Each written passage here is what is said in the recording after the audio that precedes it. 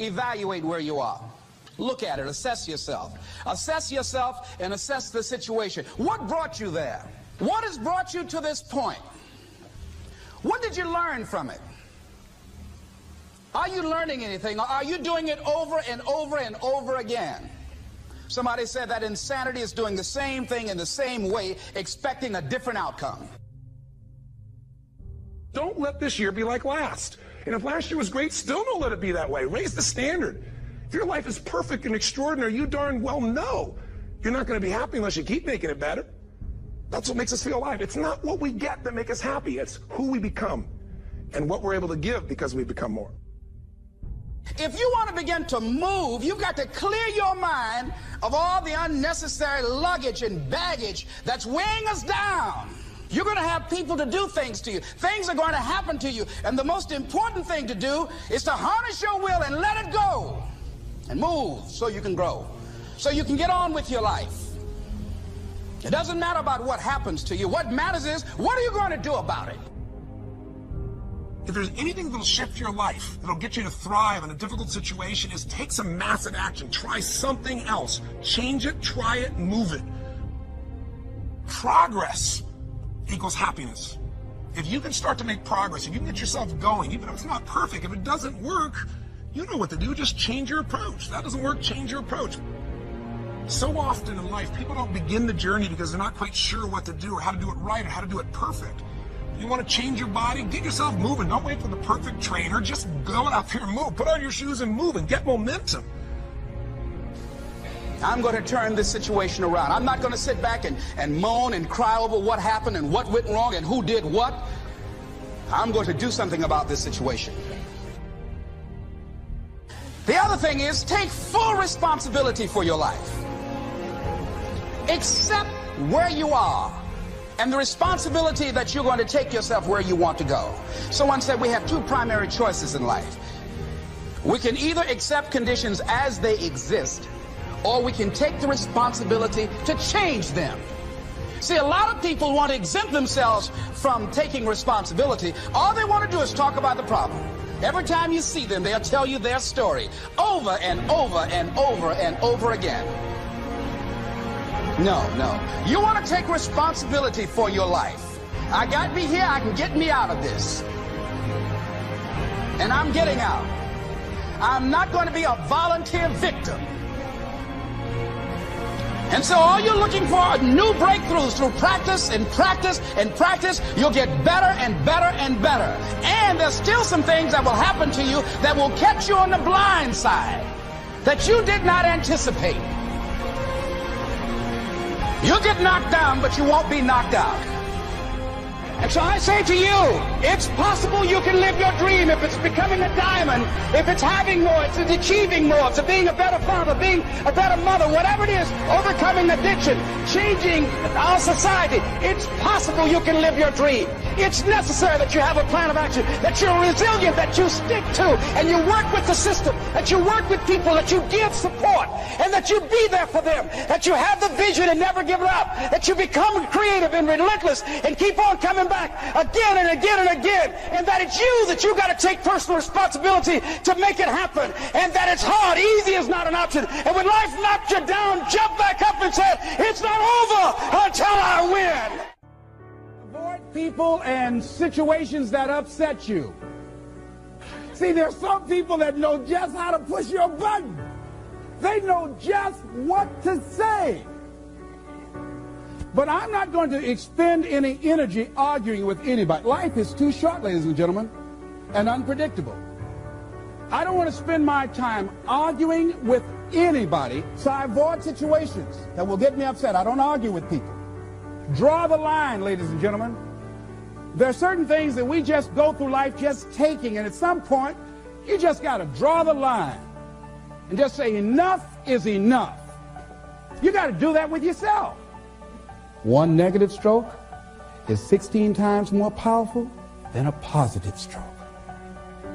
And if you have people around you who are not sensitive to who you are, and the people that can hurt you the most, ladies and gentlemen, are the people that you love.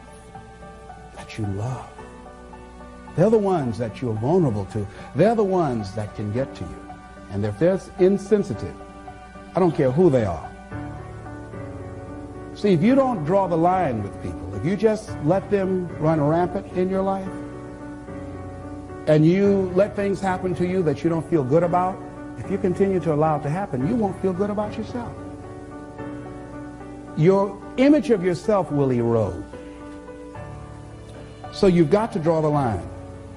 Why do people just go to a job where they're miserable, day in and day out?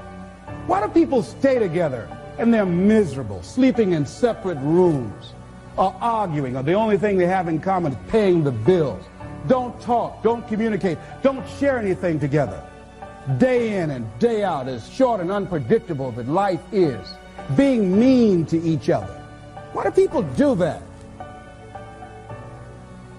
Known hells are preferable to strange heavens because it's familiar. See, life is rough, ladies and gentlemen. It's rough, and it's scary. It's scary growing. It's scary taking a chance. It's scary acting on your intuition, on your guts. It's scary. It's frightening. There are people that's tolerating things right now, and they're immobilized by fear. They can see the hammer coming, and they're afraid to even move because it's scary. To go against the dominant thinking of your family, friends, and those people you associate with every day is perhaps the most difficult act of courage you will ever perform. See, when you start growing, when you start changing the way you walk, the way you talk, the way you act, the way you respond to things, the way you use your time, when you start saying, no, I can't do that. Why? You're too busy. You don't have the time. No, I have my own agenda. So if people can put you on a guilt trip, they will. And use you and abuse you over and over and over again. You got to draw the line. You have to draw the line on them. Don't go through life feeling like you're powerless. Victims are people that are powerless. You're not powerless. You are powerful. You direct the power in your life. Whatever your life is right now, it is a duplication of your consciousness. It's a result of how you have decided to use your power. That's all it is. That's not who you are. That's just a perverted use of your power that you aren't satisfied with. And you've got the power to change that. Wherever you are, how, I don't know. But I know you've got the power to do that. But you don't know what has happened to me. It really doesn't matter what has happened to you. See, the only thing that really matters is what are you going to do about it? That's all that matters. That's all that matters. You can allow it to destroy you, or you can allow it to build you up.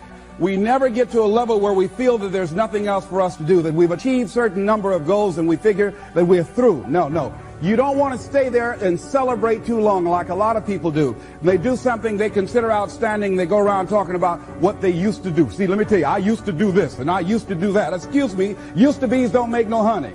What are you doing now? You're still here breathing. That means you've got some more to give.